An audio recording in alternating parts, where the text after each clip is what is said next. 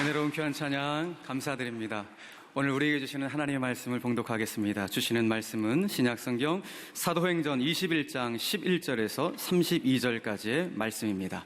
그 중에서 11절에서 14절 그리고 27절에서 30절의 말씀을 저와 함께 교독하도록 하겠습니다. 제가 먼저 11절을 읽겠습니다. 우리에게 와서 바울의 띠를 가져다가 자기 수족을 잡아매고 말하기를 성령이 말씀하시되 예루살렘에서 유대인들이 이같이 이 띠 임자를 결박하여 이방인의 손에 넘겨주리라 하거늘 우리가 그 말을 듣고 그곳 사람들과 더불어 바울에게 예루살렘으로 올라가지 말라 권하니 바울이 대답하되 여러분이 어찌하여 울어 내 마음을 상하게 하느냐 나는 주 예수의 이름을 위하여 결박당할 뿐 아니라 예루살렘에서 죽을 것도 각오하였노라 하니 그가 권함을 받지 아니하므로 우리가 주의 뜻대로 이루어지이다 하고 그쳤노라. 27절 제가 읽습니다.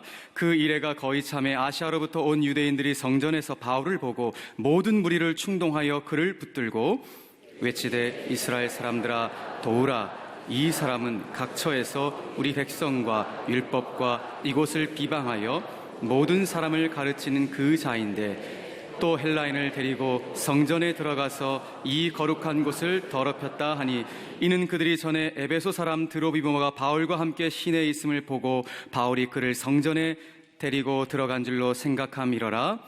온 성이 소동하여 백성이 달려와 모여 바울을 잡아 성전 밖으로 끌고 나가니 문들이 곧 닫히더라. 아멘. 할렐루야.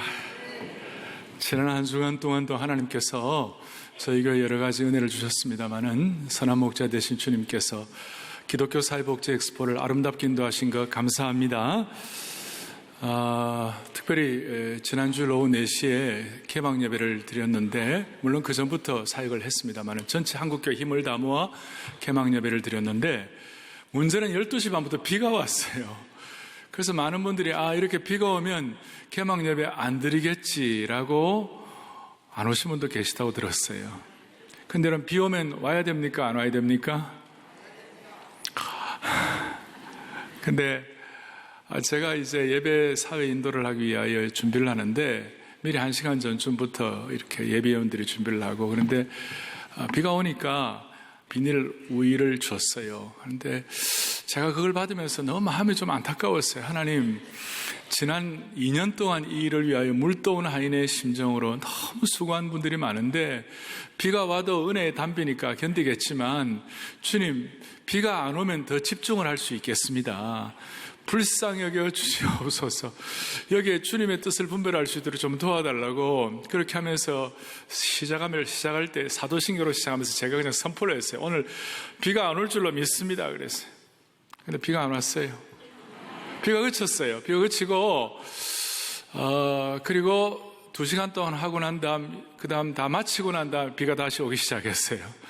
이걸 보고 어떤 사람들은 참 기적 같다는 얘기도 하지만 제가 그런 차원보다는 하나님 앞에 우리의 마음의 소원이 그것이었어요.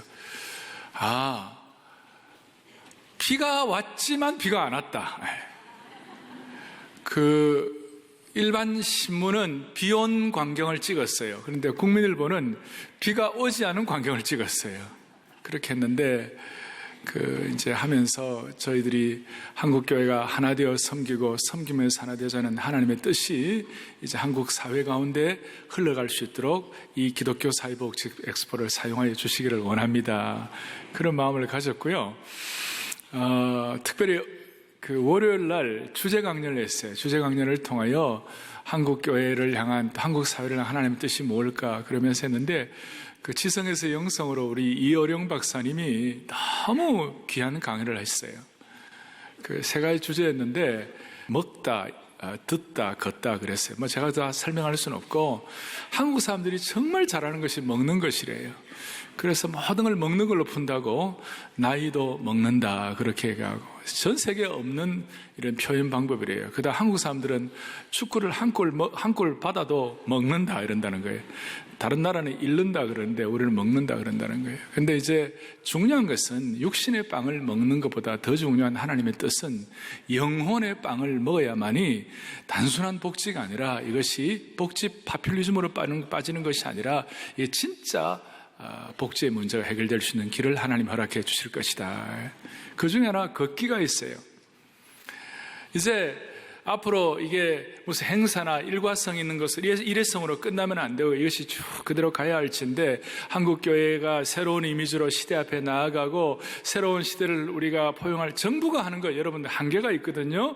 이거 어떻게 할 수 있을 것인가? 그 가운데 하나가 앞으로 이제 기독교 사회복지 엑스포 또 사랑의 교회나 또 같이 힘을 합쳐서 하는 모든 교회들이 좋은 그 웹사이트 해가지고 그 인터넷으로 해서 전 세계 각곳마다 또 한국의 지방 곳곳마다 아픔이 있고 가슴앓이를 하고 상처가 있고 도움이 필요한 분들이 거기에다가 인터넷으로 도움을 요청한다는 것이에요. 그리고 그 도움을 요청하면 우리 교회 교우들 가운데 수만 명의 우리 교회 교우들이 그걸 읽다가 이 사람 그 사연이 너무 마음에 와 닿구나, 이 사람을 내가 좀 도와줘야 되겠구나, 이런 생각이 들면 그 생각드는 사람이 그 사람을 위하여 걸어준다는 것이에요. 그러니까 예수님께서도 걸으시면서 이 땅에 유대 땅을 걸으시면서 사역했듯이 우리가 거룩한 사랑의 발걸음, 큰 걸음, 섬김의 걸음, 그 다음에 이 나눔의 걸음을 그분들이 할 때마다 우리가 거기에 맞게 하면 그만큼 펀드가 이렇게 서로 주어지고 전 세계 뭐 시리아나 난민들이나 이렇게 할 때 그게 하게 되면 자연스럽게 우리나라의 역사는 그 어려운 분들을 도와주는 걸음으로 말미암아 우리가 천사와 같은 역할을 할 수 있다는 것이에요. 그래서 사회복지 엑스포 이후에 하나님께서 우리에게 주신 중요한 뜻 중에 하나는 거룩한 발걸음들, 그리고 사랑과 섬김과 나눔의 큰 걸음들을 잘 서로 매칭해가지고 이 하나 되어 섬기고 섬기면서 하나 되는 진정한 영적 복지의 길을 뚜벅뚜벅 걸어가는 축복을 주시기를 바랍니다. 제가 많은 생각들을 했습니다. 여기 하나님 뜻이 어떻게 나타나나. 그거 오늘 본문을 보면서 본문의 내용이 조금 쉽지는 않아요. 쉽지는 않은데 이 본문의 내용을 좀 보면서 좀 정리를 해보려고 합니다. 오늘부터 본격적으로 사도행전의 이제 후반부가 시작이 됩니다. 시작되고 오늘 예루살렘에 입성해서 나중에 예루살렘 감옥에 갇혔다가 사도 바울이 이 감옥에서 나와서 이 포로처럼 잡혀가지고 로마로 수송되어서 로마에 가서 마지막 사역하는 종결, 로마에 억류되어 있고 로마에 또 이 가택연금을 당하는 그것으로 종결이 되는 것이에요. 그걸 보면서 저는 오늘 이 본문에서 참으로 아름다운 신앙의 선배, 위대한 지도력을 가졌던 사도 바울을 제 마음에 좀 그려보았어요. 한 가지 이거예요. 나는 감히 바울과는 비교도 할 수 없지만 한 가지 내가 확신한 거 있다. 바울이 모셨던 그 예수님을 나도 모시고 있다는 것이. 우리가 초라하고 우리가 부족한 건 많지만 바울이 섬기는 그 예수님을 우리가 지금 섬긴다는 것이. 그리고 바울에게 능력을 주시는 성령께서 지금 우리와 함께 계시는데 우리가 너무 하나님의 뜻도 분별하지 못하고 초라하게 우리의 신앙생활을 한다면 이건 안타까운 일이 아닌가. 우리는 환경 때문에 너무 쓰러지고 힘든 거 너무 많은데 이건 아니지 않는가. 그러면서 하나님 앞에 기도하는 제목을 이렇게 가졌어요. 주여, 부족한 종과 우리 교우들이 하나님의 뜻을 분별하는 은총이 있게 하여 주시옵시고, 특별히 주님 바울에게 주셨던 그 영안을 우리에게 허락하여 주시옵시고, 바울의 용기를 주시옵시고, 바울의 능력을 주시고, 무엇보다도 바울의 불타는 열정을 허락하여 주시옵소서. 그리고 혼돈의 시대 가운데 바울처럼 하나님의 뜻을 분별하여 아는 그 하나님의 뜻을 분별하는 은혜를 베풀어 주시기를 원합니다. 그런 생각을 갖고 기도를 하고 이 말씀을 같이 나누는 것입니다. 사랑하는 교우들이여, 바울이 늘 기도하는 것 중에 하나가 빌보스 1장 10절이에요. 아는 것 한번 우리 같이 한번 보겠습니다. 너희로 지극히 선한 것을 분별하며 또 진실하여 허물 없이 그리스도의 날까지 이루고 주님의 아름다운 열매를 맺어야 되는데, 앞에 너희로 지극히 선한 것을 분별하여, 가장 선한 것이 무엇입니까? 주님의 뜻인 거예요. 오늘 이 예배를 드리면서 주님의 선한 뜻에 우리의 눈이 열리기를 원합니다. 자, 그러면 우리가 오늘 이 내용들, 배경들을 쭉 보면서 첫 번째로 먼저 좀 생각할 것이 있어요. 그것이 뭐냐? 오늘 13절에 바울이 대답하여 여러분이 어찌하여 울어 내 마음을 상하게 하느냐? 마음이 상할 정도로 바울이 지금 고난이 있어요. 심지어 그 가운데 나는 예루살렘에서 죽을 것도 각오하였노라 하니. 그리고 뒤에 보면 27절에 오면 무리들이 충동하여 바울을 붙들고 그랬는데 그냥 바울을 살짝 이렇게 붙들었을까요? 때리는 거예요. 30절에 바울을 성전 밖으로 끌고 나가니 문들이 곧 닫히더라. 31절에 그들이 바울을 죽이려 하고 바울을 구타하고 괴롭히고 그렇게 했어요. 자, 그런 상황 가운데 14절 좀 보세요. 오늘 중요한 요절인데요. 그가 고난을 받지 아니하므로 여기에 대한 설명은 좀 이따 하겠습니다. 우리가 뭐라고 그랬어요? 주의 뜻대로 이루어지이다. 주의 뜻대로 이루어지이다. 그러면서 제가 먼저 묵상이 된 것은 이거예요. 주님의 뜻은 인생의 고난 가운데 많이 나타나구나, 그런 생각을 했고, 이렇게 말할 수 있어요. 인생의 고난은 주님의 뜻을 분별하게 한다는 것입니다.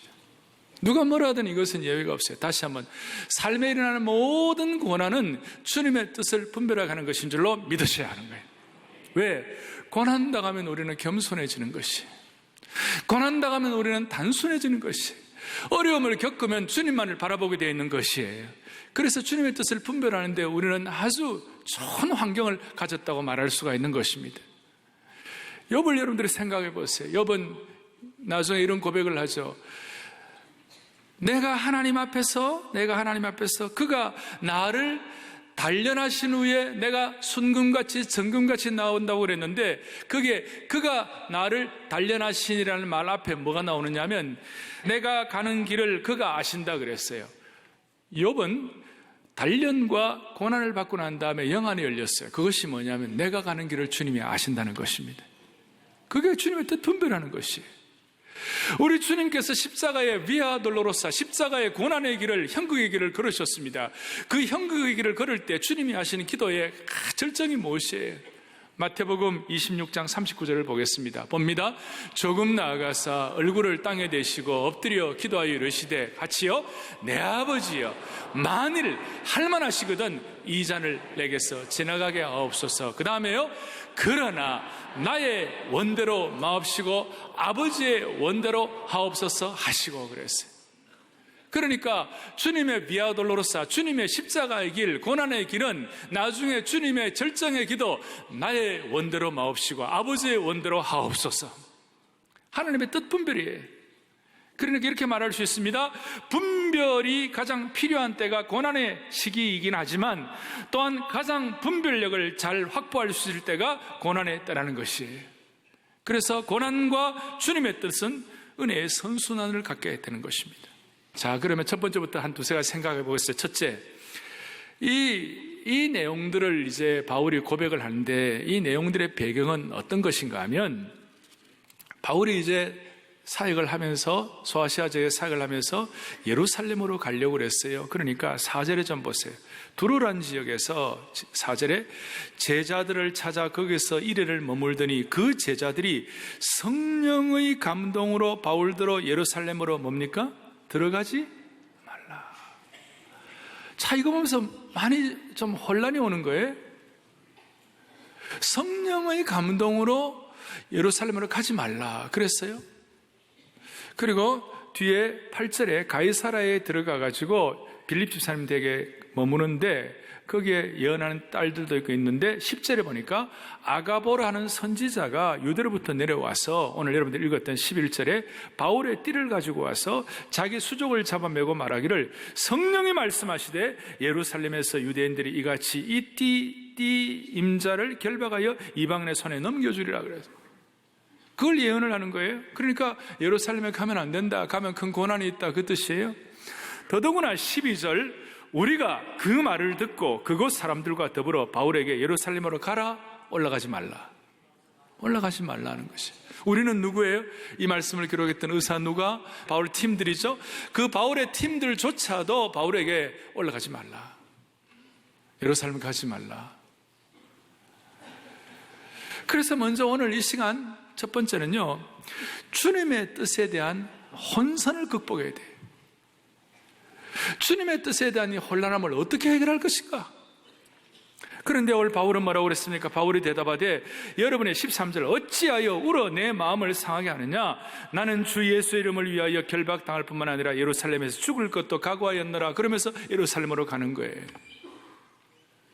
이 혼선을 어떻게 극복할까? 성령의 감동으로 가지 말라. 근데 바울은 가야 되겠다. 제가 이 말씀을 준비하면서 하나님의 뜻에 대해서 크게 세 범주가 있어요. 하나님의 뜻의 첫 번째는, 하나님의 뜻은 이미 작정한 하나님의 뜻이 있어요. 이 이미 작정한 하나님의 뜻은 이건 변할 수가 없는 것이에요. 예를 들어서 예수님이 이 땅에 오셔서 우리를 구원하고 십자가에 달려 부활 승천하신다. 이거는 결코 변개함이 없는 하나님의 뜻이에요. 아멘. 이 하나님의 뜻이 있어요. 두 번째는 윤리적이고도 규범적인 하나님의 뜻이 있어요. 이것은 십계명에 있는 것처럼 살인하지 말라, 도적질하지 말라, 이거 하나님의 뜻이에요. 여기서 혼선이 있을 수 없어요. 그런데 문제는 이제 세 번째예요. 세 번째에 상황적인 뜻이 있어요. 자, 지금 예루살렘 가야 할지 말아야 할지, 이 문제는 예루살렘에 가는 것이 안 가는 것이 무슨 죄 문제도 아니에요. 이건 어떻게 우리에게 혼선을 가져올 수 있어요. 하나의 제자들은 가지 말라 그러고 바울은 내가 가야 되겠다고 그러고, 이거 어떻게 하면 좋아요? 이 혼선이 왔을 때 우리는 하나님의 뜻을 어떻게 분별할 수가 있는 것입니까?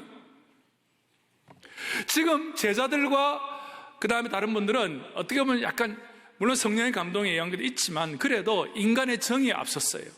사도 바울께서 예루살렘에 가가지고 감옥에 갇히고 고난당하고 구금당하고 어쩌면 목숨을 버리게 되면 우리 이거 복음 전파 사역도 끝이 아닌가, 이런 생각이 들었을지 몰라요.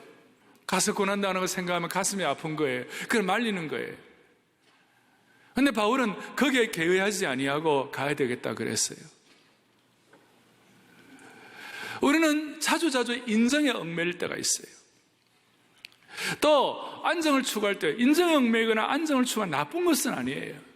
그런데 최선의 하나님의 뜻인가 하는 그 문제에 관해서는 우리가 고민해 봐야 되는 것이에요. 그러니까 하나님이 이미 작정하신 뜻이 우리의 상황적인 것에 걸릴 때에 우리가 어떤 식으로 방향을 잡아야 할 것인가. 대부분은 하나님의 뜻은 뭐냐면 상황적인 것에서 우리가 이게 죄 문제도 아니고 이 문제를 가지고 결정할 때 중요한 것은 대부분은 인정에 끌린다든지 자신의 안정과 편리함을 추구하는 것보다 하나님의 나라를 위하여 고난당하고 헌신하고 고생하고 핍박당하는 것이 하나님의 뜻이에요. 그러니까 바울의 한결같은 하나님의 뜻에 대한 최선의 분별에 대한 바울의 원칙은 그거였어요. 나도 안정되고 싶다, 나도 편리함을 추구하고 싶다. 그렇지만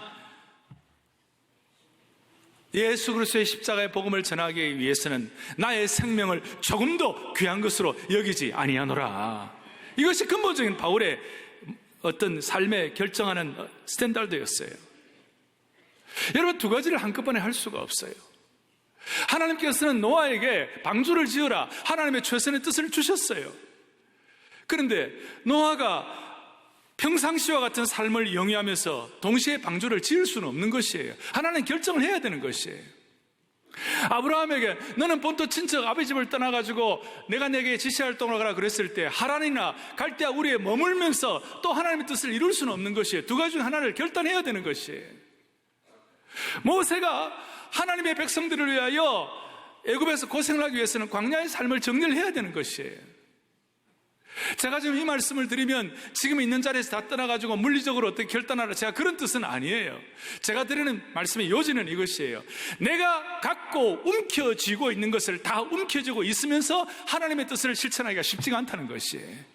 그러니까 안정과 하나님의 뜻, 편리함과 하나님의 뜻, 평안함과 하나님의 뜻, 사람의 인정과 하나님의 뜻, 그 가운데 대부분의 경우는 결단하고 고난을 결단하고 하나님의 말씀에 귀가 열려가지고 주님 앞에 순종하는 그것이 하나님의 뜻인 줄로 믿으셔야 되는 거예요. 그래서 혼선이 올 때 어떻게 해야 할까? 내가 그리스도의 복음을 위하여 내 생명조차 조금도 귀한 것으로 여기지 아니하였노라. 바울은 물론 이런 말리는 이거 내용 그대로 내가 가서 죽도록 고생했어요. 그렇지만 바울의 예루살렘 행위 없었더라면 바울이 로마도 못 가는 것이에요. 그 로마 갈 때에 유대인들이 바울을 죽이려고 특공대를 조직해가지고 온갖 술수를 썼지만 국가에서 국가 경비대가 다 도와줘가지고 있잖아요. 바울을 보호해가지고 로마로 가게 하는 거예요. 배도 공짜로 타게 하시고.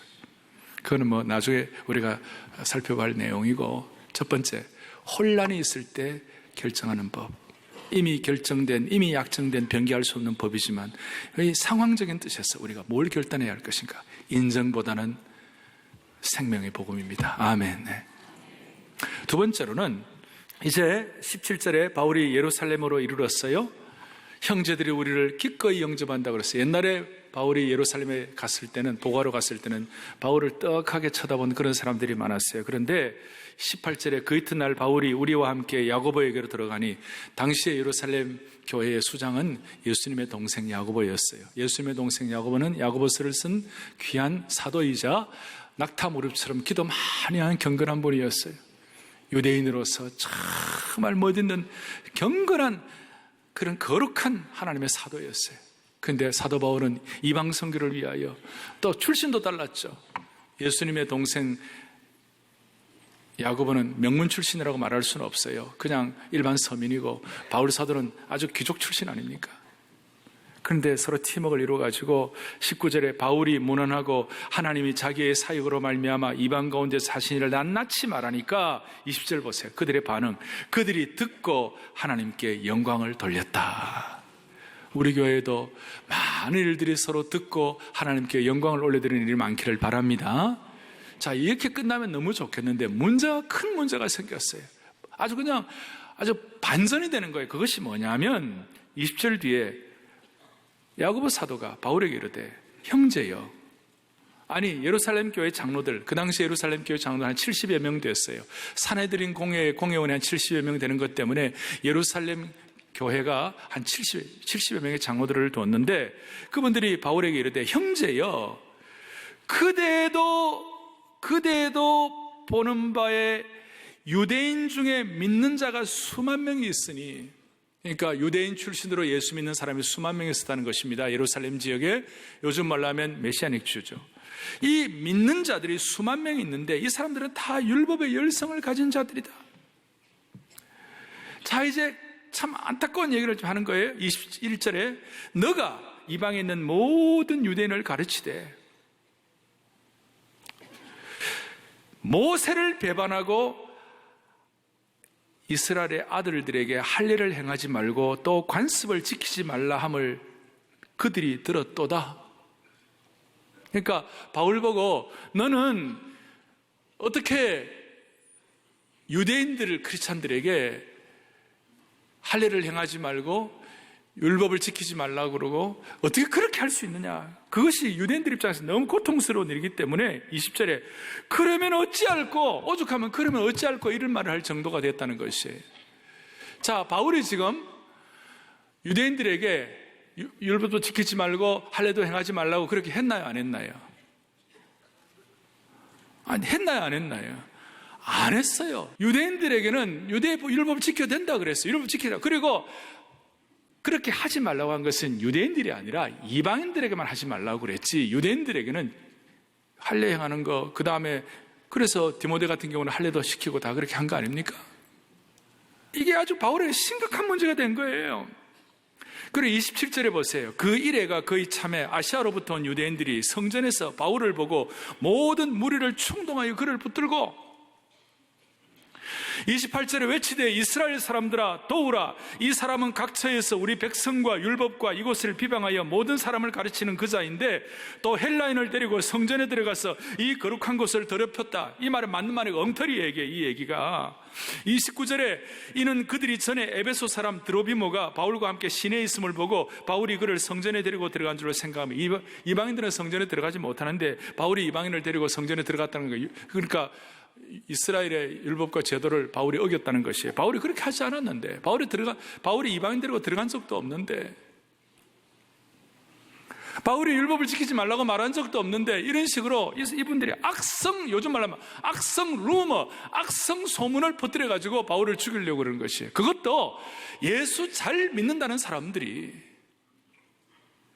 그것도 하나님을 잘 섬긴다는 사람들이 이런 루머를 가지고 바울을 죽이려고 그러니 바울의 이 일을 어쩌면 좋을꼬, 그거예요. 야고보 사도도 안타까워가지고 그 얘기를 하는 거예요. 그것이 온 예루살렘 교회를 시끌시끌하게 하고 공회를 해치고 공동체를 파괴하는 그런 결과를 막 가져오게 되는 것이에요. 그래서 오늘 우리가 하나님의 뜻 분별을 앞에 놓고 이런 생각을 좀 해봐야 돼요. 우리가 마음속에 두 번째로 이렇게 생각을 해봐야 돼요. 주님의 뜻은 잘못된 소문도 극복하게 하는 것이에요. 악성 루머도 극복하도록 만들어주시는 것이에요. 아무것도 아닌 것을 가지고 사람들을 충동해서 진실과 실제를 아는 걸 가지고 사람들을 충동해가지고 이상한 생각을 갖도록 하는 것이. 오늘 우리는 거짓 소문에 대해서 생각을 해봐야 합니다. 오늘 이 내용은 바울에게 있어서 너무나 기가 막힌 내용이었어요. 억울하게 짝이 없는 것이에요. 여러분, 오늘 이 말씀을 앞에 놓고 우리 온 성도들은 내가 눈으로 직접 확인한 것이 아니라면 남이 무슨 말을 할 때에 우리 성도들은 귀를 씻어가면서 조심하고 분별할 수 있는 능력을 받아야만 합니다. 주님의 뜻 분별은 내 귀부터 씻어야 되는 것이에요. 그러니까 소문은 어떤 것이든지 조심하고 조심해야 하는 거죠. 미성숙한 사람의 특징은 소문에 귀가 열려 있는 것이고, 성숙한 사람은 소문을 쉽게 믿지 않아요. 그런데 인간의 본성은 이 소문을 너무 좋아해요. 인간의 본성은 쑥떡을 너무 좋아하세요. 쑥떡을 너무 좋아하세요. 제 얘기가 아니에요. 잠언 18장 8절을 같이 보겠습니다. 같이 봅니다. 남의 말하기를 좋아하는 자의 별식과 같아서 뱃속 깊은 데로 내려가는더라. 자, 다시 한번. 남의 말하기를 이게 루머예요. 남 소문이에요. 이 소문은 뭐가 같다고 그랬어요? 별식이에요. 미슐랭 가이드에 나오는 별 3개 음식이에요. 너무 좋아가지고 깊숙한 데로 내려가. 너무 좋은 거예요. 남에 대한 어려운 얘기를 할 때에 그것은 일반적으로 심리적으로 카타르시스가 되는 거예요. 소문을 내고 소문을 믿고 남에 대한 부정적인 소문을 자꾸 이렇게 퍼뜨린 것은 자기 자신의 의로움을 강화하는 시간이에요. 신앙적인 용어로 말하면 자기 의를 위하여 비방의 뒷담화의 소문을 퍼뜨리는 것이에요. 그러니까 자기가 의롭다는 것이에요. 그리고 자기 의로움과 자기 프라이드와 연결이 되는 것이에요. 따라서 소문을 쉽게 믿는 그리스도인은 영적으로 성숙한 사람들이 아니에요. 제가 말씀드렸지만 이런 소문들은 공동체를 파괴하는 것입니다. 바울을 죽이려고 하는, 바울이 죽으면 어떻게 되는 거예요? 바울을 비방하고 바울을 착할 것 같이 공격하면 그 공동체가 어떻게 되는 것이에요? 그래서 나중에 바울은 갈라디아서 5장에 보면 만일 서로 피차 물고 먹으면 피차 멸망할까 조심하라 그랬어요. 공동체를 얼마나 파괴하는지 몰라요. 내부 분열을 일으키는 것이에요. 17세기에 네덜란드의 역사를 보다가 참 마음에 안타까운 것을 보았어요. 당시 17세기는 네덜란드가 항해시대에 대단한 참 강소국이었어요. 근데 그 나라는 따로 뭐 특별한 왕이 없었고, 그러나 왕당파와 공화파가 서로 티격태격 알력이 있었어요. 공화파가 정권을 잡고 수상이 되고 뭐 이렇게 하는데 왕당파가 그걸 볼 수가 없어가지고 그 공화파 사람들을 향하여 악성 루머를 퍼뜨렸어요. 어쩌다가 수상과 수상형이 광장에서 이렇게 사람들에게 둘러싸이게 됐는데 악성 루머를 가진 왕당파가 공격을 해가지고 그 수상과 형이 빨가벗기게 되고 사람들이 돌멩이를 던지고 구타를 해가 통력을 행사해서 창자를 끄집어냈어요. 내가 그걸 읽으면서 기가 막혔어요. 그리고 다리를 자르고 큰 나무를 세우고 거기에다가 사람을 갖다가 달아맸어요. 악성 루머는 사람을 이렇게 고통스럽게 만들고 사람을 죽이는 거예요. 그 이후에 프랑스와 영국이 공격에 들어와서 네덜란드가 나누어지고 분열이 되고 그런 일들이 있었어요. 이런 면에서 우리 기독교 사회복지 엑스포를 통하여 하나 되어 섬기고 섬기면서 하나 되는 이런 은혜를 가지고 이 잘못된 소문들, 잘못된 루머들 이런 것들이 우리나라에서 정리될 수 있도록 하나님은 우리를 사용해 주시기를 원하는 것입니다. 여러분, 악성 루머를 통하여 한 사람에도 구원받을 수 있습니까? 그런 루머들을 통하여 한 선교사라도 파송될 수가 있습니까? 컴퓨터는 악성 바이러스로부터 보호받기 위하여 방어 프로그램을 장착을 해야 합니다. 바이러스 방어 프로그램이 없으면 엄청난 바이러스가 파일에 엉켜서 들어와가지고 컴퓨터를 마비시키고 파괴하는 것입니다. 마찬가지로 저와 우리 모두의 성도들의 귀에다가 영적 바이러스 방어 프로그램을 장착하여 귀에 들어오는 잘못된 자료, 엉터리 소문, 거짓, 틀린 가르침을 분별하여 스크린에 내가지고 이 시대 앞에 주님의 뜻을 분별하는 하나님의 백성들이 되기를 바라는 것이에요. 눈물로 호소하고 싶어요. 한국 사회, 한국 교회의 잘못된 악성 소문들을 주님이 제거하여 주시옵소서. 영적인 바이러스 프로그램을 가지고 필터링을 해야 되는 거예요. 하나님의 뜻을 분별하기 위하여. 그래서 제가 몇 가지 좀 정리를 해보았어요. 하나님 앞에 우리가 성숙한 사람으로 하나님의 뜻을 분별하며 주님을 섬기기 위하여 우리는 어떤 원칙을 세워야 할 것인가. 제가 하나하나 할 때마다 여러분들 크게 한번 외쳐 한번 보세요. 하나, 하나. 성경의 진리에 어긋나는 소문은, 제가 성경의 진리에 어긋나는 소문 그러면 여러분 거절하라고 해보세요. 성경의 진리에 어긋나는 소문은, 우리 이거 세상 사람 이거 많이 하는데 우리는 그게 아니라 성경적으로. 두 번째, 시작. 사람을 살리지 않는 소문은 뭐예요? 이것 때문에 사람이 살아나는가? 이것 때문에 사람이 새로워지는가? 아까 성경의 진리에 합하지 않는 것은 거절하라고 그랬는데 정말 그 말씀을 통하여 하나님 더 사랑하게 되는가? 사람을 살리지 않는 소문은 거절하라. 세 번째, 교회를 망치는 소문은, 여러분 이렇게 해야 하나님의 뜻을 분별할 수가 있는 것입니다.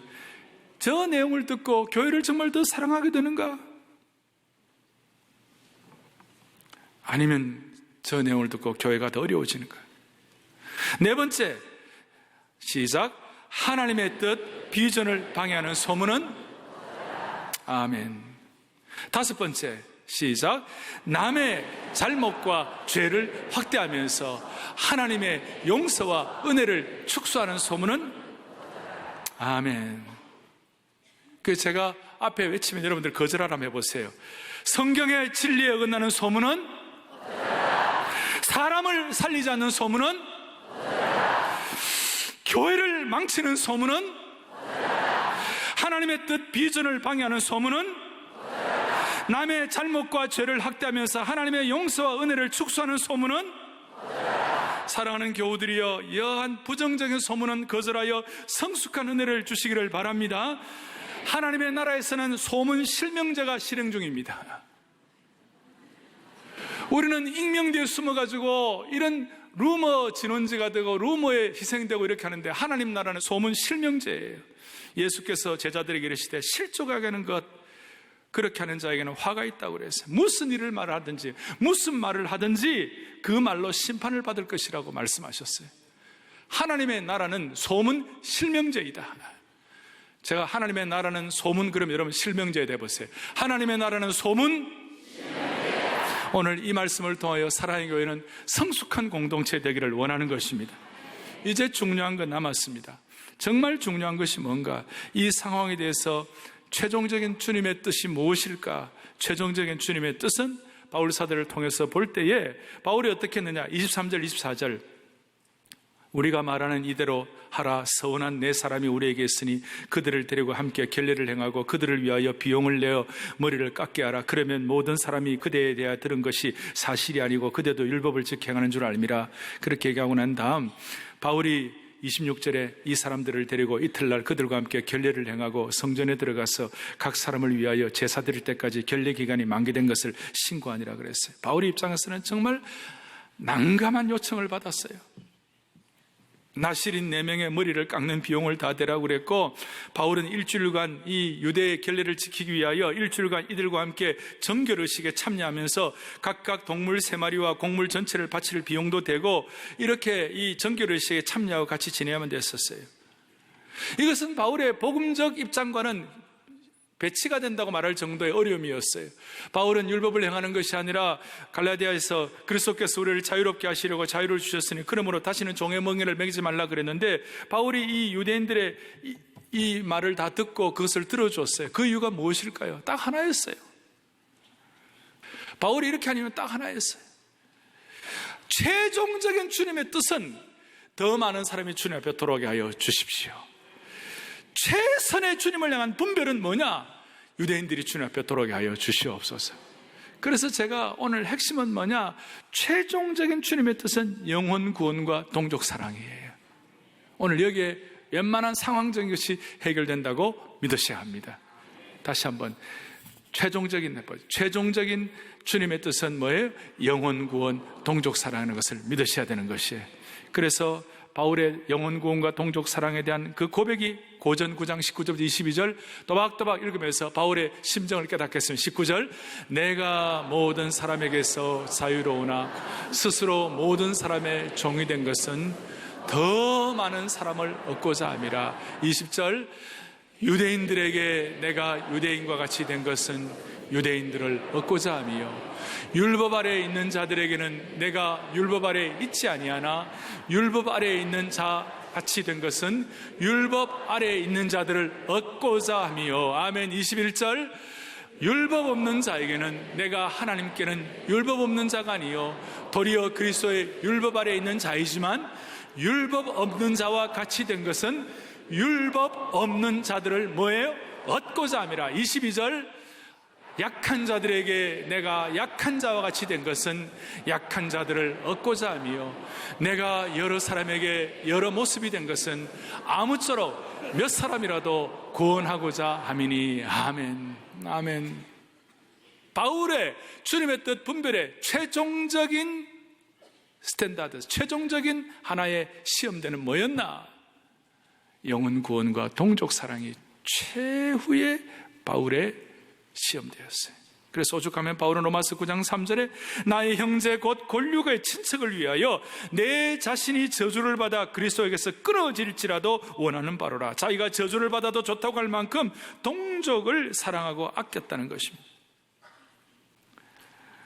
그래서 바울은 그의 모든 결정의 마지막 최종의 방향은 복음을 위하여 나의 생명을 조금 더 귀한 것으로 여기지 아니하니라. 그렇게 하면서 복음을 얻기 위하여, 복음을 가지고 영혼을 얻기 위하여 거기에다가 투자한 것이 바울의 최후의 결론이었습니다. 여러분, 제가 이 말씀 드리면 그런 건 바울이나 하지 우리 같은 사람은 뭐 하겠나? 우리는 아니야 이렇게 생각할 수 있지만 여러분, 그거는 하나님 주신 아이디어가 아니에요. 하나님 주신 생각이 아니에요. 여러분, 다시 말합니다. 바울이 섬기는 주님, 우리가 동일하게 섬기는 것입니다. 여기는 교역자와 평신도의 구별이 있을 수가 없어요. 영혼 구원과 하나님의 생명의 역사에 관해서는 우리는 다 같이 마음을 같이 하는 것이에요. 또한 주님을 사랑하고 주님을 깊이 섬기면 섬길수록 동족 구원에 대한 열정이 더 일어나기 시작하는 것이에요. 사랑하는 교우들이요, 오늘 우리는 할 일이 많습니다. 여러분도 자녀들을 키워야 하고 삶의 많은 난관들 앞에 봉착해서 이런저런 일들 많이 있어요. 그렇지만 제가 여러분들에게 오늘 이 말씀을 통하여 깨달은 은혜가 있어요. 우리 11월 14일부터 대각성 전도 집회예요. 이번 11월 14일부터 있을 대각성 전도 집회를 또 하나의 행사로 끝낼 것인가? 그렇게 하면 안 된다고 주님께서 강력하게 요구하고 계세요. 사랑하는 교우들이 이 땅에서 지금 처리할 일도 많고 수많은 난관도 있지만 교우들의 눈을 열어주라. 힘들어도 아무리 어려워도 영혼 구원과 동족 사랑과 믿지 않는 가족들, 믿지 않는 이 주위에 있는 사람들을 주님 앞에 돌아오는 그 일이야말로 오늘 일어나는 수많은 루머들, 사회에 일어나는 수많은 경제 모든 것들 가운데 그것보다도 더 우선이다. 이것은 양보할 수 없는 것이다. 이것은 안정보다도 더 중요한 것이다. 각오하고 성도들과 함께 이 길을 걸어가라. 할렐루야. 오늘 그런 마음으로 또 하나의 행사가 아니라 우리의 마음의 소원을 가지고 하나님의 뜻을 분별하는 최종의 하나님의 뜻은 영혼 구원 동족 사랑을 알고 거기에 우리의 마음을 쓸 수 있도록 은혜 주시기를 바랍니다. 하나님 아버지, 감사합니다. 자칫 잘못하면 하나님의 뜻도 분별하지 못하고 내 마음대로 살 뻔한 저희들을 주님의 뜻을 분별할 수 있는 지혜를 주신 것을 감사합니다. 오늘 말씀 듣고 영안을 열고 깨달은 것이 있다면 단 하나라도 실천하게 하여 주시옵소서. 세상의 악성 소문을 이겨낼 수 있는 거룩한 복음에 대한 헌신과 능력을 회복하게 하여 주시옵소서. 우리 온 성도들 일편단심 복음으로 영향을 끼치는 평생이 되게 하여 주시기를 원하옵고, 오늘 우리가 작정한 태신자들 11월 14일부터 주 앞에 나와 수많은 영혼들이 주님 앞에 돌아오는 영혼의 대잔치를 경험하게 하옵소서. 우리 주 예수 그리스도를 받들어 간절히 기도 올리옵나이다. 아멘.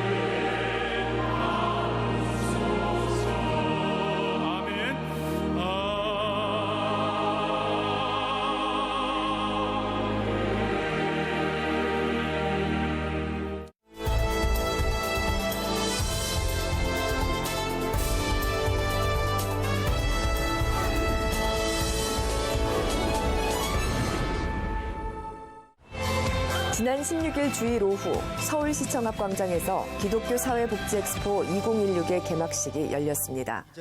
행사 전부터 제법 굵은 가을비가 내렸음에도 불구하고 성도들은 우산을 든 채 예배의 자리에 함께했습니다. 기독교 사회복지 엑스포 홍보대사인 방송인 이광기 씨와 최윤영 아나운서가 사회를 섬겼고 오정현 담임 목사의 인도로 예배가 시작됐는데요.